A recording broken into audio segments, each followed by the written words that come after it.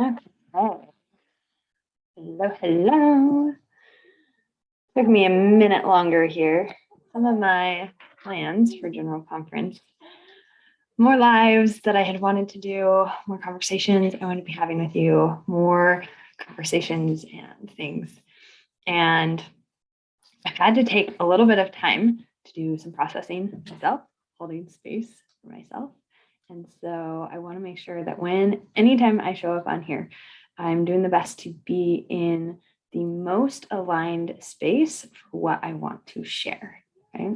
And that's a big part of what we're going to be talking about today with this question that I put up for you. If you're new, welcome.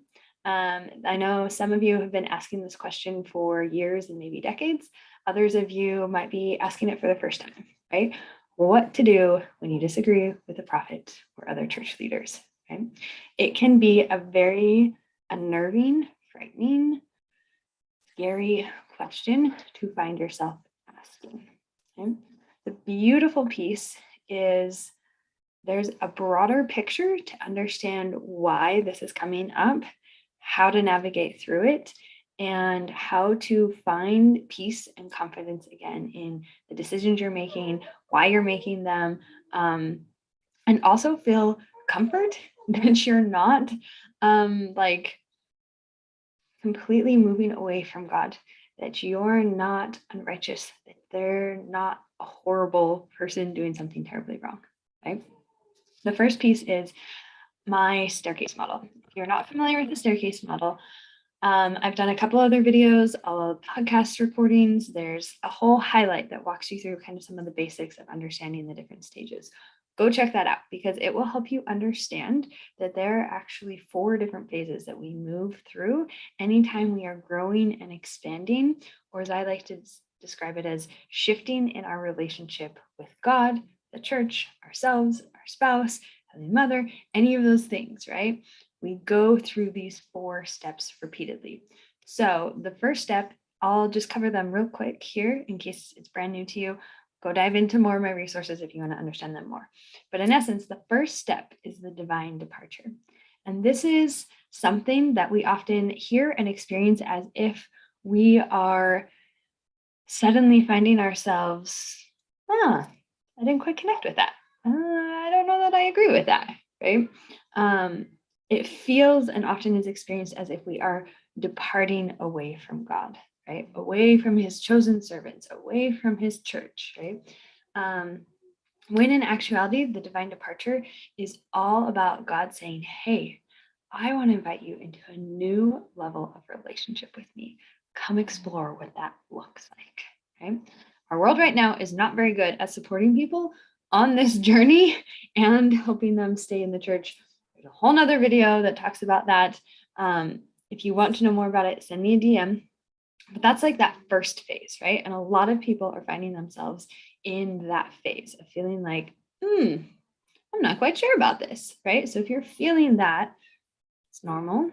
It's actually progress. It's okay. We all go through this at different stages and different phases. Okay. That second stage, though, is the energy clash. And the energy clash is all about starting to build this momentum of the new energy we're exploring, the new ways of being that we're seeking out. Okay. Yeah. Those are the little bits I'm going to give you about it. It leads into the rise and a new set point and a whole new relationship. And it's a beautiful, wonderful story. That's not the purpose of this conversation. The purpose of this conversation is to explore the 4 phases. So what I was just describing are 4 stages of the staircase model. Now I want to introduce you to a new concept about 4 different phases. These phases, you can think of them as like different states of being. And we can be in different states of being as we move through the 4 stages. And depending upon our state of being will determine what that experience is like, right? Because you can go through all these phases from a range of experiences. For example, in the energy clash, when you are in a lower phase, that is experienced more as conflict and anger and argument and lashing out and judgment, right? As you start shifting into higher phases, the energy clash becomes cooperative communication, collaboration, active discussion, engagement, right? Same dynamic occurring in this stage, same purpose unraveling, but the phase that you're in changes how you experience it and how you perceive it, right? And so this is a key piece in understanding kind of our reactions to what's going on and why different people have different reactions and different experiences to the exact same message, right? I talked in the live I did yesterday in between conference a little bit about trauma and triggers and how that can play a role in our experience with conference. Wonderful video. Go check that one out. This one, though, I want to introduce you to my pendulum principle. If you've never heard of the pendulum principle, it is in essence this, that we have two different sides of a pendulum in our life experience. Okay?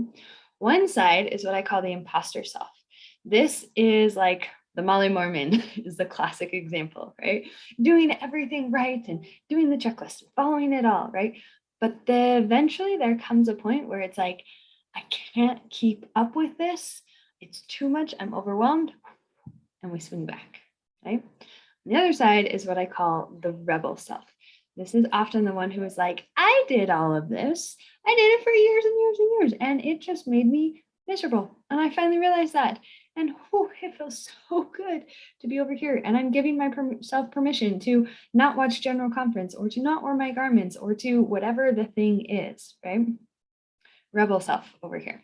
Now, both of these labels can be triggering, right? So if you found yourself identifying with one phase or the other, and you're like, I'm a little uncomfortable about this and what she's saying, don't worry, okay? They're meant to be more descriptive. They're not meant to be judgmental. We are very used to people putting us in boxes, judging us and saying we're wrong for being there. That's like the whole point of this model is we're used to saying, I'm in this box and it's the right box. You need to come get in this box. Or saying, heck no, I'm in this box. You don't know what you're missing. This is the right box. This is the way life is supposed to be lived. Come join this box, right? And we're constantly fighting, right? Pick two sides of any polarity and you're going to find this duality play out. And this is what we tend to fight over. Which side of the pendulum are we supposed to be on? And we think the goal is to get this swinging pendulum to stop on our side, whichever side it is, right? It should stop here and then the world will be a wonderful place. Or it should stop here and the world will be a perfect place, right? And if only we could convince all the other people who are on the other side to come to our side, things would be better and the world would be a happy, beautiful place, right? That's what we tend to think and view and experience the world as. This is not correct, right? The actual goal of what we want is here in the middle. Right? Which when I say that, again, when we talk about the middle, that again can become a triggering word sometimes, right? As if we're not standing up for our values, as if we're not defending the truth and what is right and correct. Not the case at all, okay? Instead of the middle, I want you to think about this as what I call the aligned self. You are aligned with the divine part of who you are as a child of God and the human part of who you are, right? And we are learning how to bring those two pieces together to operate in a state of wholeness and oneness. And the perfect example we have of this was Jesus Christ, right?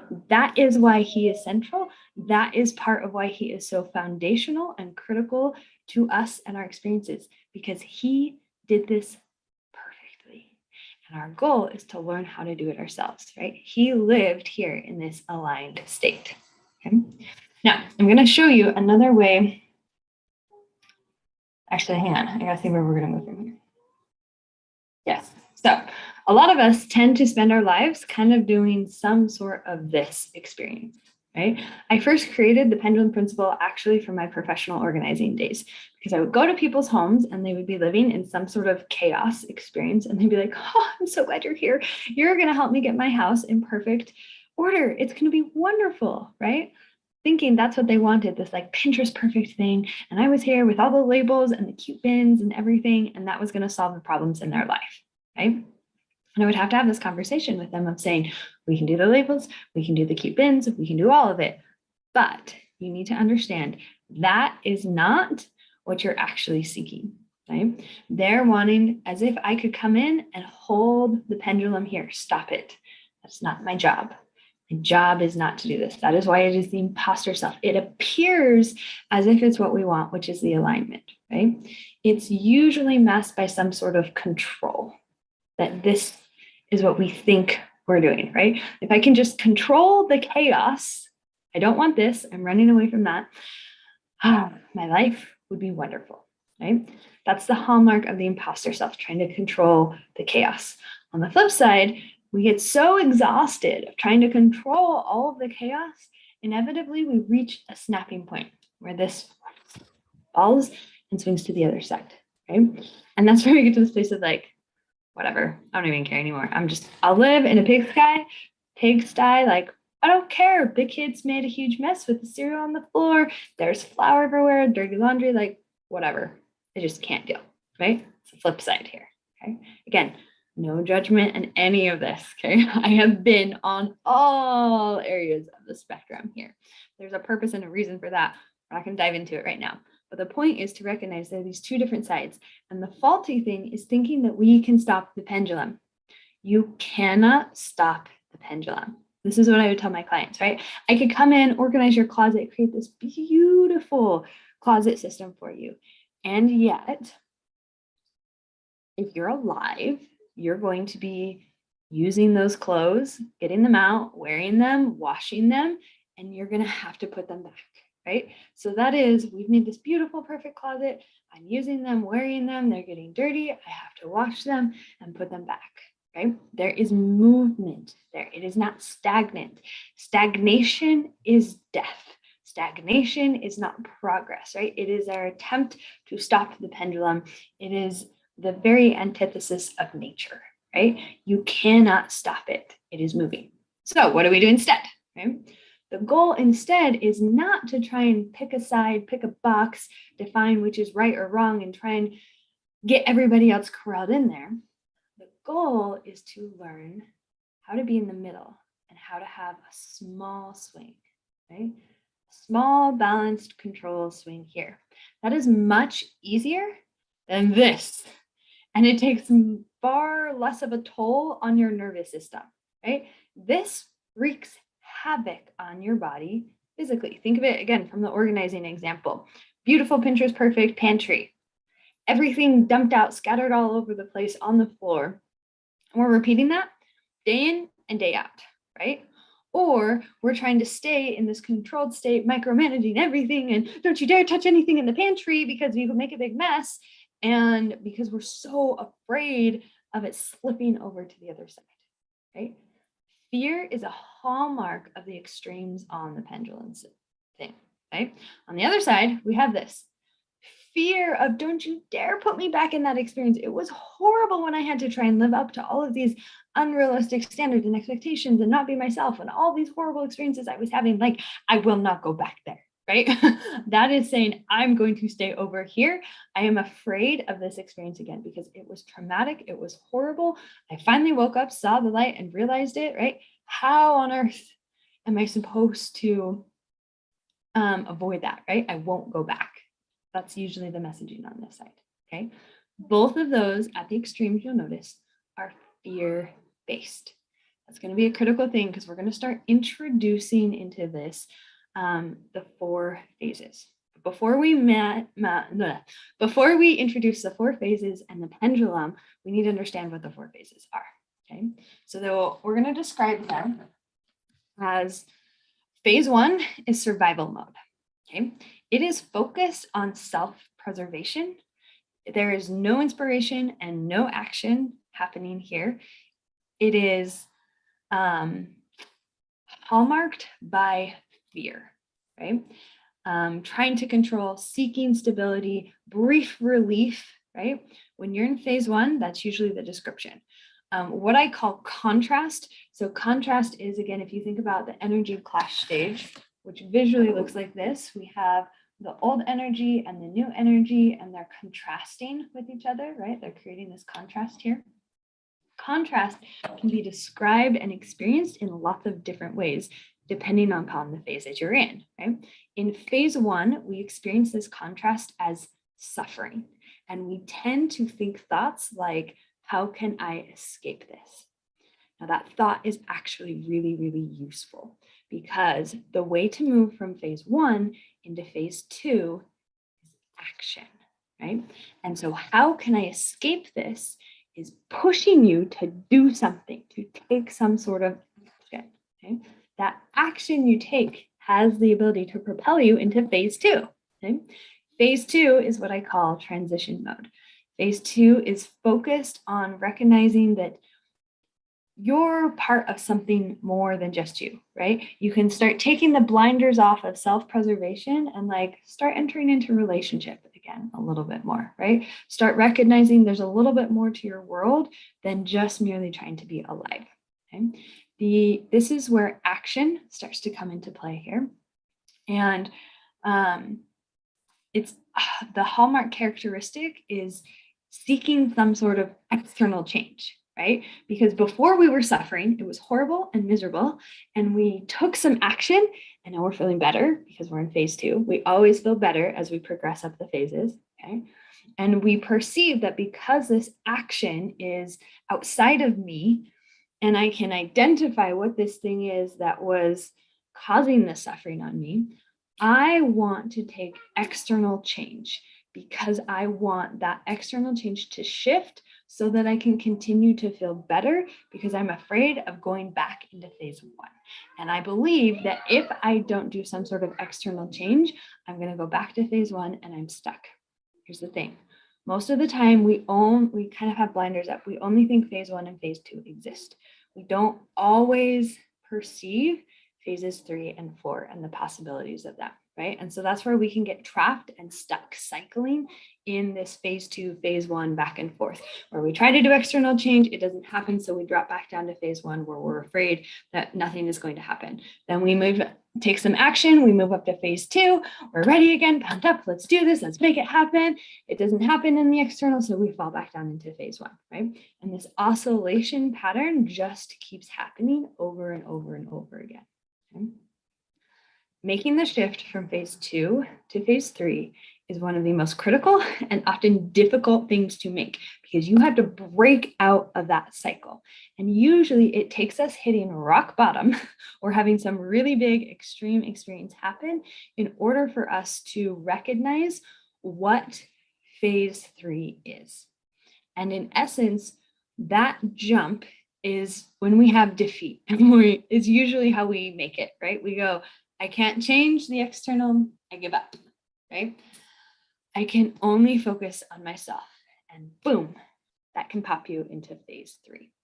Phase 3 is what I call thriving mode. You are now focused on self-reflection. It is an internal thing, right? We've stopped being focused on action, and now we are focused on inspiration, that internal dialogue, connection, that internal piece, right? When we're in phase 3, contrast is now experienced more as a challenge, right? Whereas in phase 1, it was suffering. In phase 2, it's a problem, right? How do I solve this? That's the thought we're thinking. I need to change this problem. And that's where our mind goes to more action, more action, more action, because action got me feeling better, right? That's what we're thinking there. Once we pop into phase 3, we start perceiving things as a challenge. And it's like, okay, what can I learn or gain from this challenging situation, right? How can I start moving through this easier for me, right?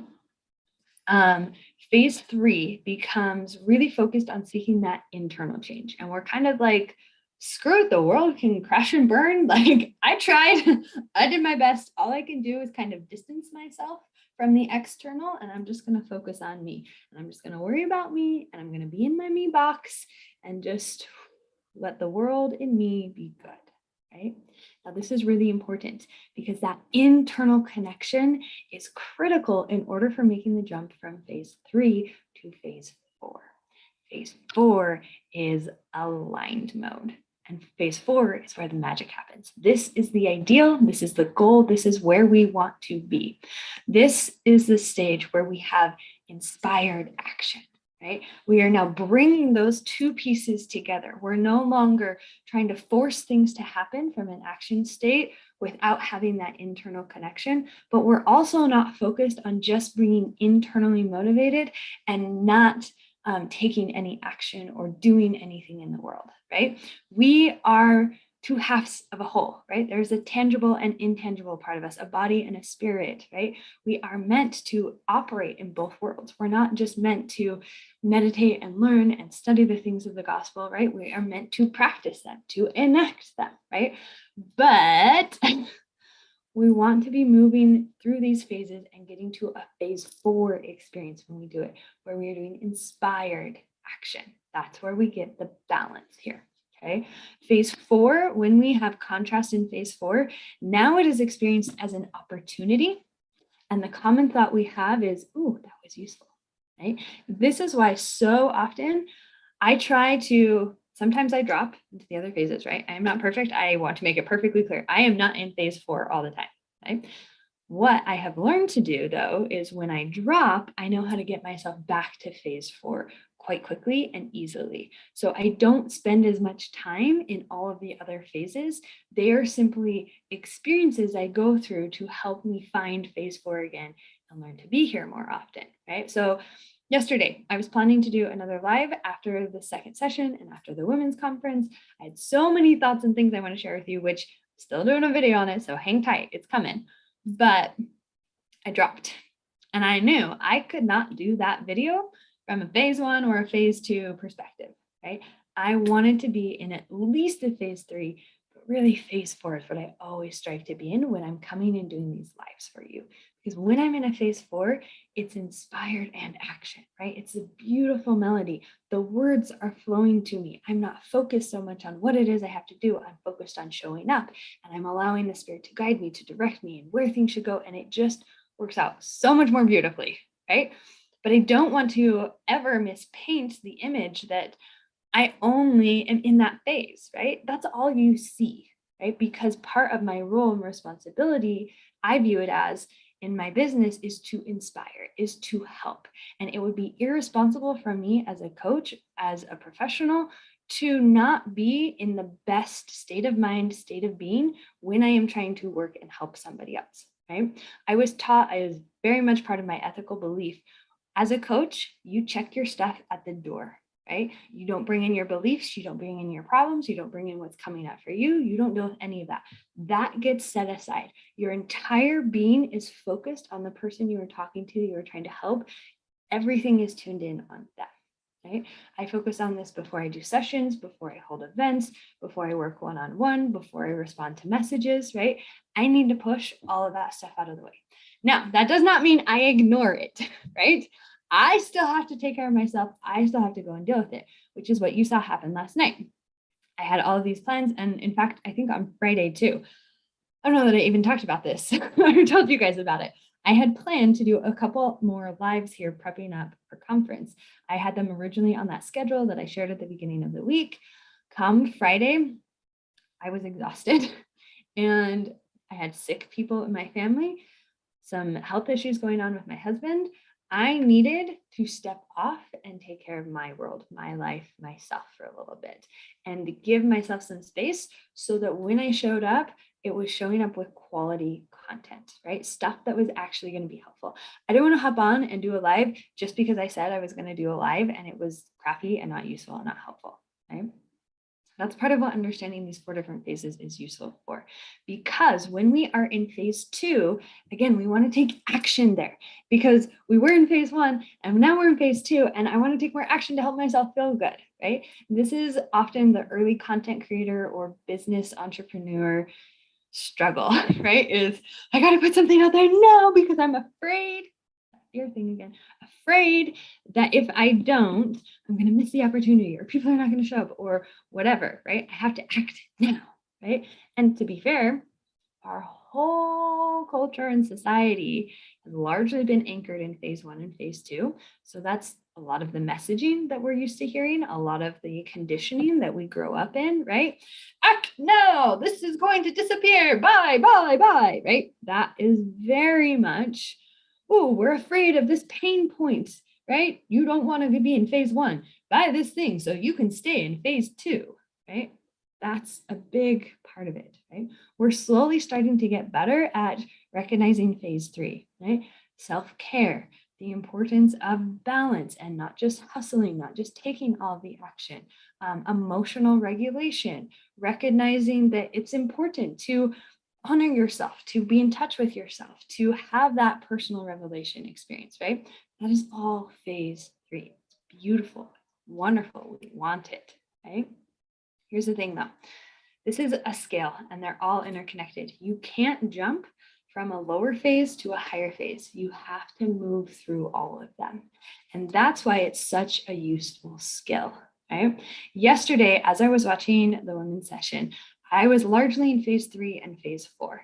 So as I was listening, I was like, crap, I can't believe they're saying this. Oh my gosh, this is amazing. There are so many cool things that were happening. And it was like, yes, I can't wait to share this all with you guys. You guys are going to love it. And that, boom, right there. The session ended. I saw people's reactions and comments, and I was like, oh my gosh, they're suffering it so hard. I need to go here. I need to share some perspectives to help make it easier, help them navigate it, right? And I dropped. Because all of a sudden, I was afraid that if I didn't act right now, people were going to be hurt. They were going to suffer unnecessarily when I had a potential. Not that I'm like some amazing special person, but the reason I'm assuming you're here following, reading my content because it helps you, right? And I didn't want to let people down. I take my responsibility of putting myself out here at the work I do very seriously. And so if there's a responsibility to that, I wanted to hold it up. But because I dropped into that fear space, it was pushing me into the action stage. And it was like, okay, I got to do the live right now. I got to do it now. Like people are struggling. I got to hop on, right? And I'm sitting here going, this is what you do, right? People are showing, here's my live reaction to the thing, right? It's all over the internet. Respond right now, right now. What is happening? What are the thoughts on your current mind, right? And I wanted to do that so bad, but it didn't feel right, right? I've learned enough about phase 4 that was like, oh, crap. And the longer I didn't do it, the more tension built up because I was just kind of cycling in steps in phase 2 and phase 1 of the fear I need to get on, I'm not doing it, and I need to take this action, right? And I was oscillating between that experience. I would sit there and go, okay, well, I'm going to put a message out and say, I'm going to do the live later, right? So I took that action. So I moved out of stage 1 in the fear to stage 2. I'm taking this action. But I need to, deal with my kids and get them in bed, and I'll do it later tonight, right? So now I moved a little bit up into phase 3. I'm having that internal connection. What do I need to do? How do I respond to this? But I didn't finish it into phase 4. Instead, the night went on, and as I was staying connected to myself, it was like, I would really like to rest a little bit more. I don't really want to do a live right now. But when that internal thought came up from phase 3, it immediately dropped me back down into phase 1, fear of crap, but is it okay for me to rest? I should be responding. I should be putting this out there, right? And I dropped back down to phase 1, which then means, what is the impulse? I need to take an action. So now it's even stronger of like, I've got to do the live. I've got to do the live. I've got to hop on, right? That's in phase 2 happening now, right? And there was like an hour where I was cycling like crazy through this, trying to find it, try to navigate it through. And finally, it was late enough. I was like, okay, I'm calling it. I'm not doing a live tonight, right? I am letting myself be. I'm honoring what I need, right? Because phase 3 is that internal connection to yourself.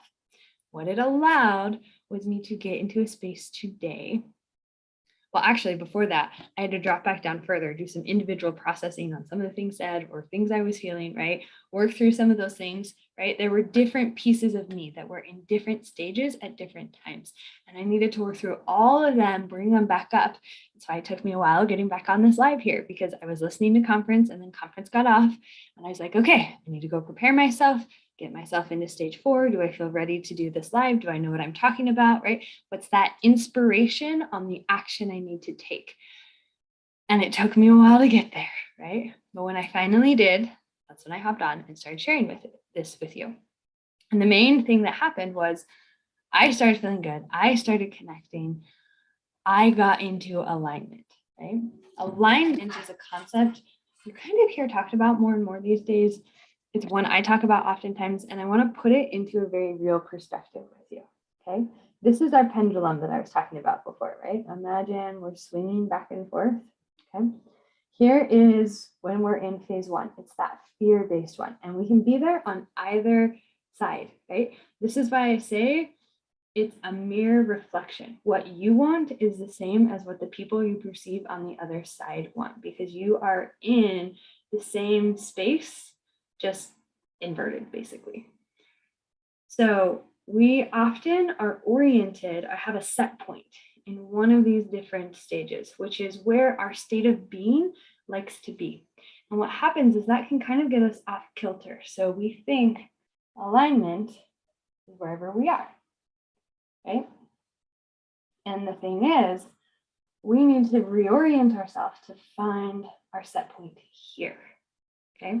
The thing that gets our set point off and out of alignment is trauma and wounding and negative experiences. And the more you heal yourself, the more your set point starts to shift so that it becomes here.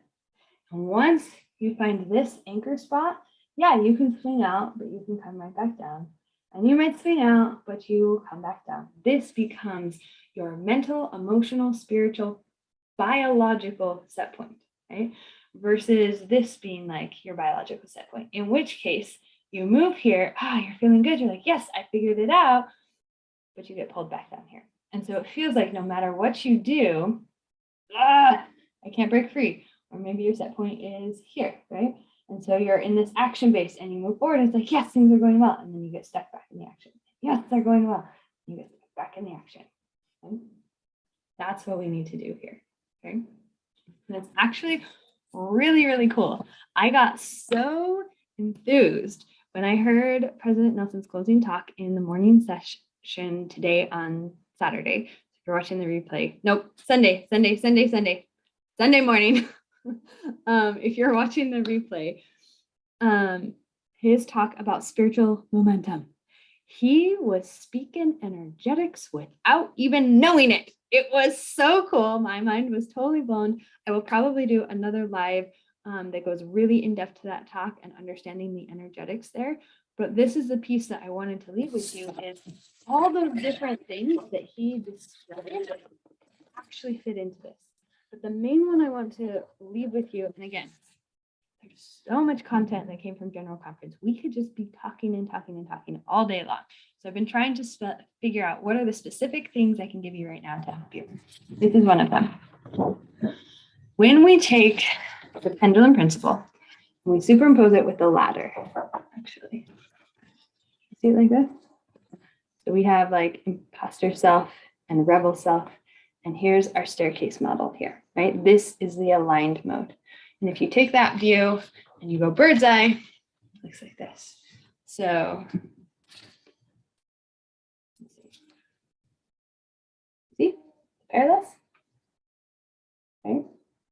So our goal is to get off of these paths, to quit being on these two different sides, to find the staircase model of relationship in between, right?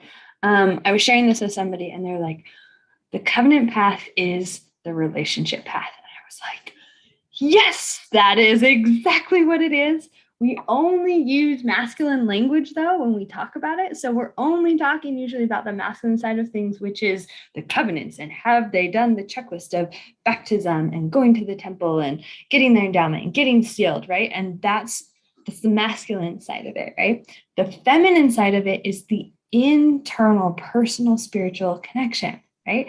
The external masculine is always, whenever we're talking about masculine and feminine energies, which if you're new, I'm not talking about gender, I'm talking about two traits, right? They're a set of qualities. Both men and women have masculine and feminine energy. We tend to lead and be dominant in one or the other. It's really important that we learn to balance them, right?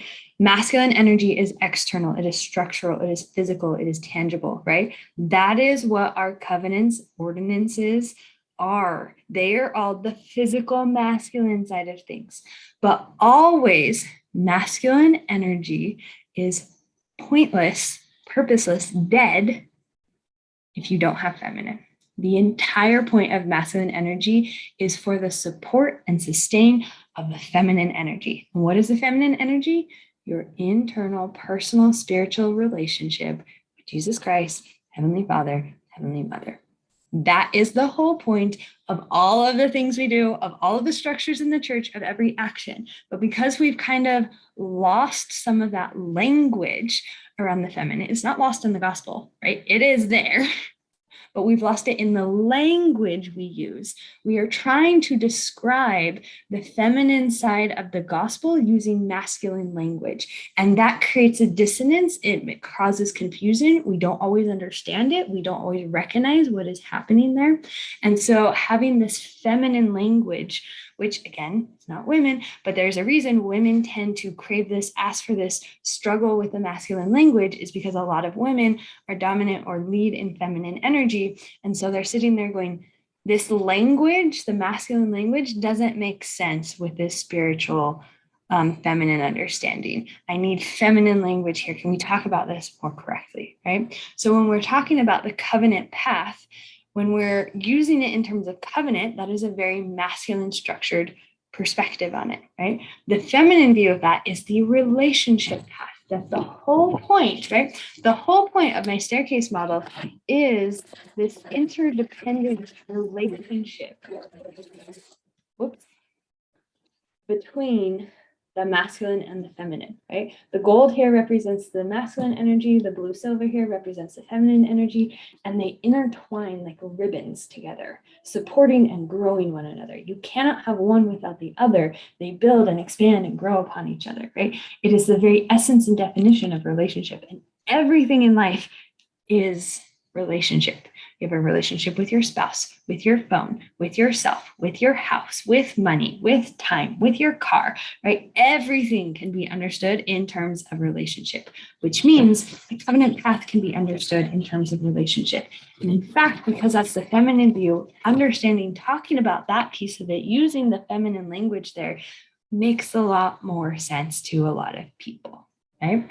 And so when we look at it this way, what he was talking about is, hey, these two paths here, not going to bring you as much joy as being here. Or in other terms, being oriented in these lower phases, not going to bring you the same amount of joy as being oriented here in this phase 4, right? The whole point and purpose of the gospel, again, we go back to Jesus Christ. What was he the perfect example of? Living in alignment, living in phase 4. That is everything he taught us. The gospel is all about teaching us how to find this, how to live this, how to be this, how to experience this, how to do this, how to operate from this space, right? That's the whole point and purpose.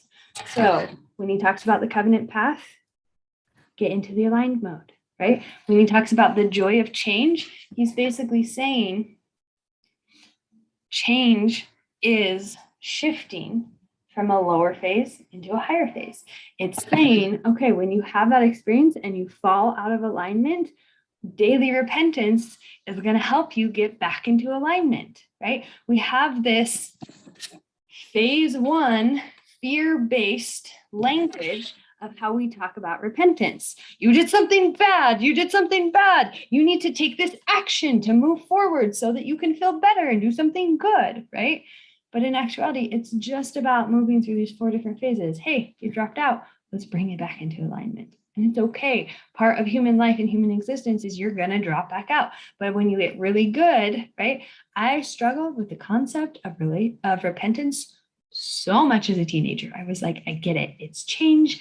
We're supposed to be doing it daily. I was over here in imposter world so much. I was like, I'm doing the checklist. What am I supposed to be repenting of every day? Like, I was literally confused. I was like, I guess maybe I'm not humble enough. Maybe I'm not helping enough as much as I should, right? Which just pushes this more, right?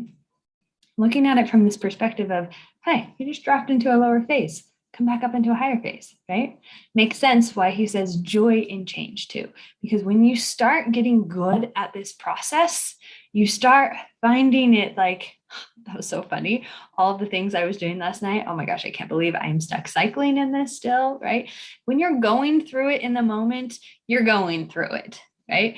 But it's easier for you to move through it. You get better at bringing your mind in, at talking you through it, at recognizing, okay, hang on, what am I afraid of? Okay, hang on, why am I wanting to take action, right? That's a key piece. This action here, this is usually the place where we want to go to the external world and talk and say and do things, right? Because we are afraid of dropping back into here and we want to keep moving forward, and taking that action initially felt good. This action should be done in areas of support with people you can trust, right? This is all about reaching out to somebody and saying, hey, I'm really struggling with something. I need to talk about this. I need to vent about this. I need to just kind of get it out. I need to process it a little bit, right? That should be done in a very safe sphere. It is why when I am in phase 2, you are never going to see me posting it on Instagram. I will talk about my experiences later afterwards so that you can understand I am in them. But I know it's not productive to operate from that state, because if I take action publicly from that state, it's going to keep me spinning there, right? Because now I'm interacting with the external world and I'm training my focus on the external and how did people respond and was it good? And I need to my relationship becomes externally motivated. And I want to be in phase 4 where it was internally motivated and then externally, right? So the next time you take action doesn't happen until you get to phase 4. Right? And that is probably one of the most difficult things. This is what the rise that I talk about is all about. It's learning how to sit in this dissonance, how to move through this process, how to connect with yourself so that you can get to a phase 4 and then take action. Right? That's the goal, is when we get here, this is when we want to show up in the world. And when you are in phase 4, bring it, right? That is the place to not hold back, to speak your truth, to say it loudly, boldly, truly, because when you are in that space, that's when you have an impact. That's when you have the ability to influence others. Okay? So lots and lots of concepts, lots of things we talked about here. This is why I can say there's so many talks that we can dive into and explore all of these different things, all the things that are said here. But basically, the message I want to leave you is what I heard President Nelson saying in his final talk was saying, the world is shifting, right? We've largely been oriented in this kind of space for a long time. And we are starting to shift to this phase. This phase to me is Zion, the millennium, the goal, right? We are shifting more and more in that space. And I'm going to share with you different things you can do so that you can personally help shift yourself, become oriented here, and hold this to help pull the rest of the world. Because that is one of the most fundamental things about this, is we want to be able to influence and help other people find phase 4 and bring them to these better and better experiences, right? When you're in phase 2, you look at the people in phase 1 and you're like, come on, let's go to phase 2, right? But you can also look at people who are in phase 4 and or phase 3 and be like, why are you not taking action? Why is this not happening, right? So there's this duality. We're always trying to pull people to whatever phase we are in. That is not the goal. The goal is for all of us to move to phase 4, all of us to practice being in phase 4 more and more and more. And the thing is, I can verbalize this to you. I can show you these constructs. I can teach it to you, but you're not going to be able to learn it until you experience it, until you embody it for yourself, right? So the best thing that we can do is those who find phase 4 lead by example, right? It's one of our favorite catchphrases in the church. Be an example. What does that mean? It means find phase 4, learn to get good at living in phase 4, learn how to follow the process of daily repentance, right? So that you can stay there regularly. And then once you have found it, live your life from that phase, because then other people look around and they're like, okay, what's different about phase 4? How do I get to phase 4? I like phase 4. I want phase 4. The ironic thing is we usually only talk about it in terms of out of the church and in the church. We also need to be talking about it in the church and in the church, right?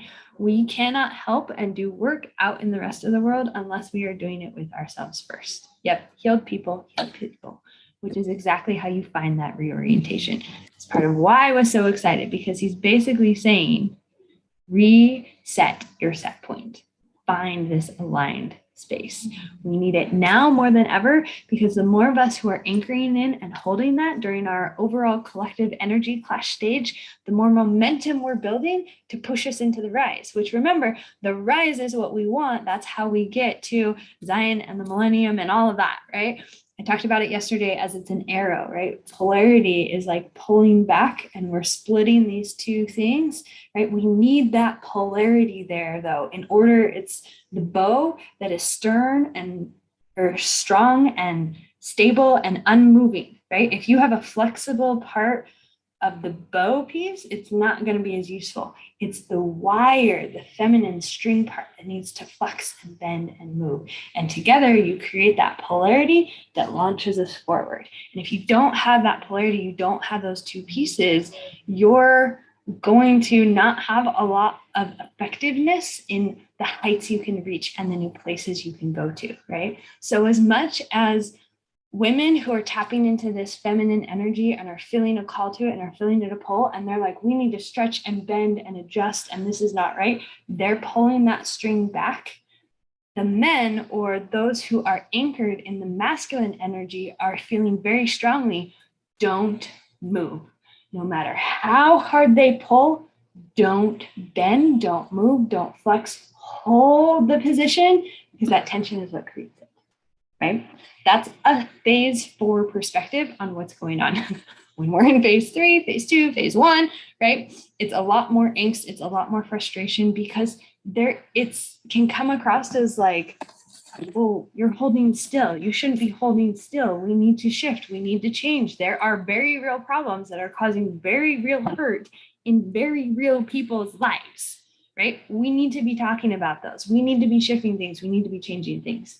Yes, we absolutely do, right? But not in the energy clash stage. In the energy clash stage, the masculine holds firm while the feminine flexes, moving to the rise.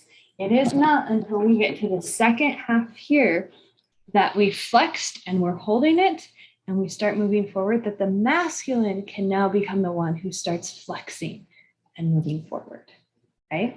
So right now, the masculine is doing their job holding put. We're going to talk about what happened in the women's conference last night, because if you are feeling called out, put in your place, pushed back down, don't, right? I know it's so natural to feel that way. That's pimpling though, right? I want to talk you through why that was so good, why the masculine is inviting us into the rise. There were so many things that were said and that happened. So good. Way too much for this live, but just know that that is coming, right? And if there's a little piece of that, hold on to that while we're in the energy clash stage, they're not meant to flex yet.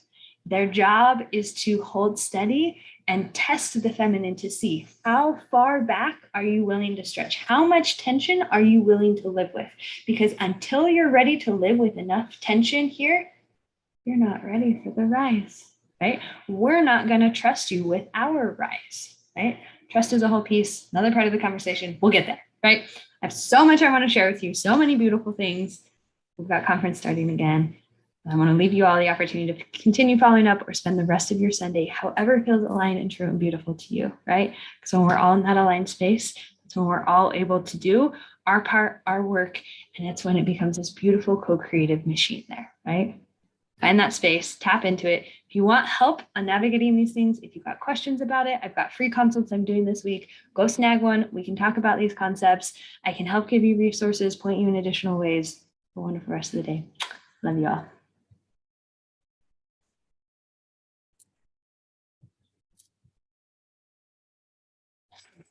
And still live here on YouTube. Sorry about that, YouTube folks.